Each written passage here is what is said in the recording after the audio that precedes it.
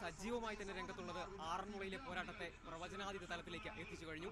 ഏതായാലും അവസാന മണിക്കൂറുകളിലും ഇഞ്ചോടിഞ്ച് പോരാട്ടം തന്നെയാണ് ആറന്മുളയിലെ ഇടതു സ്ഥാനാർത്ഥി വീണ ജോർജ് ഈ ഘട്ടത്തിൽ നമ്മോടൊപ്പം ചേരുന്നു. വീണ ജോർജിനോട് തന്നെ അവസാന ലാപ്പിലെ പ്രചരണ വിശേഷങ്ങൾ നമുക്ക് ചോദിച്ചറിയാം.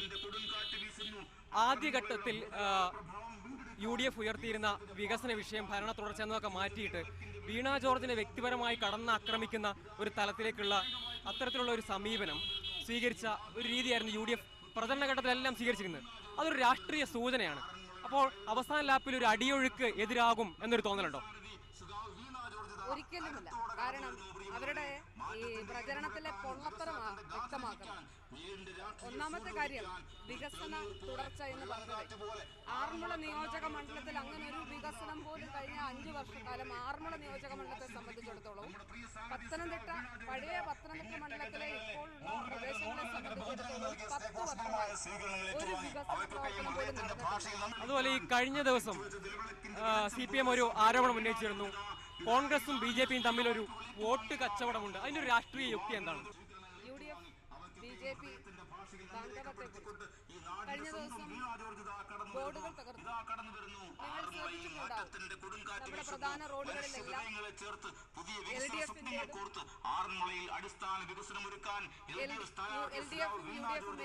ബോർഡുകൾ ഇരുന്നിടത്ത് LDF-ന്റെ മാത്രം ബോർഡുകളാണ്. അതിലെ ചിത്രങ്ങളാണ് വെട്ടിമാറ്റിയത്. UDF-ന്റെ ബോർഡുകൾക്ക് ഒപ്പം അവർ പറഞ്ഞത് ഇവന്റ് മാനേജ്മെന്റിന്റെ ഭാഗമാണത്.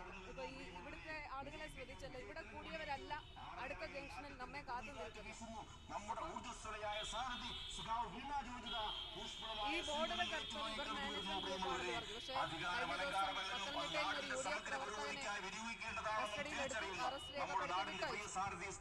അപ്പം ഞങ്ങൾ പറയുന്നത് അതുപോലെ തന്നെ UDF-ന്റെ സ്ഥാനാർത്ഥി പറയുന്നത് NDAയുടെ സ്ഥാനാർത്ഥിക്ക് ഒരു കുഴപ്പമില്ല, LDF-ന്റെ സ്ഥാനാർത്ഥിക്കാണ് കുഴപ്പമെന്നാണ്. പ്രചരണത്തിന്റെ എല്ലാ വീറും വാശിയും മത്സരത്തിൽ നടക്കുന്ന മത്സരത്തിന്റെ എല്ലാ വീറും വാശിയും ഈ പ്രചരണത്തിൽ വ്യക്തമാണ്. തിരക്കുകൾക്കിടയിലാണ് വീണ നമ്മുടെ മണ്ഡലത്തിന്റെ രാഷ്ട്രീയ ചിത്രത്തെക്കുറിച്ച് സംസാരിച്ചത്.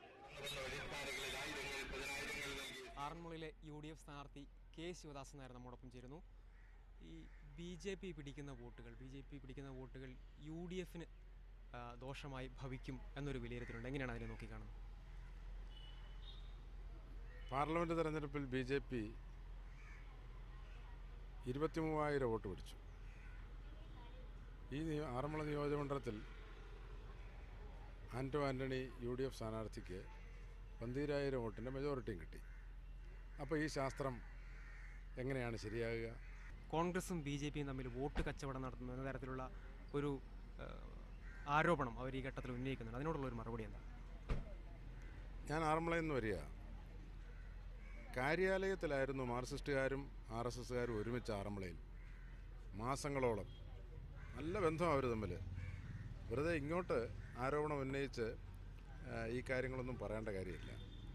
സ്ഥാനാർത്ഥിയെ വ്യക്തിപരമായി അല്ലെങ്കിൽ സ്ഥാനാർത്ഥിത്വത്തെ കടന്നാക്രമിക്കുന്ന ഒരു സമീപനം കോൺഗ്രസ് സ്വീകരിക്കുന്നു, UDF പ്രത്യേകിച്ച് അങ്ങനെ സ്വീകരിക്കുന്നു എന്നൊരു ആക്ഷേപം ഈ ഇടത് സ്ഥാനാർത്ഥി പല ഘട്ടങ്ങളിലായി ഉയർത്തി കണ്ടിട്ടുണ്ട്. അതിനുള്ളൊരു മറുപടി എന്താണ്? ആളുകളോട് ചോദ്യം ചോദിക്കുകയും ആളുകളെ വിമർശിക്കുകയും ചെയ്ത് ശീലിച്ച ആൾ തിരിച്ച് വിമർശനം കേൾക്കുമ്പോൾ പതറിപ്പോകുന്നത് സ്വാഭാവികമാണ്. അതിനപ്പുറത്തേക്ക് ഇതിനകത്ത് കാര്യമൊന്നുമില്ല. ഇവിടെ ആരാ വിമർശനം ഉന്നയിച്ചേ? സ്ഥാനാർത്ഥിയെ സംബന്ധിച്ച്, ഇടതുമുന്നണിയുടെ സ്ഥാനാർത്ഥിയെ സംബന്ധിച്ച് ആരോപണം ഉന്നയിച്ചത് CPMകാരല്ലേ? തികഞ്ഞ ആത്മവിശ്വാസം തന്നെയാണ് ആറന്മുളയിലെ UDF സ്ഥാനാർത്ഥി K ശിവദാസൻ നായർ പ്രകടിപ്പിക്കുന്നത്. ഏതായാലും ആറന്മുളയിലെ മത്സരം വീറുറ്റതാകും എന്ന കാര്യത്തിൽ യാതൊരു തർക്കവുമില്ല.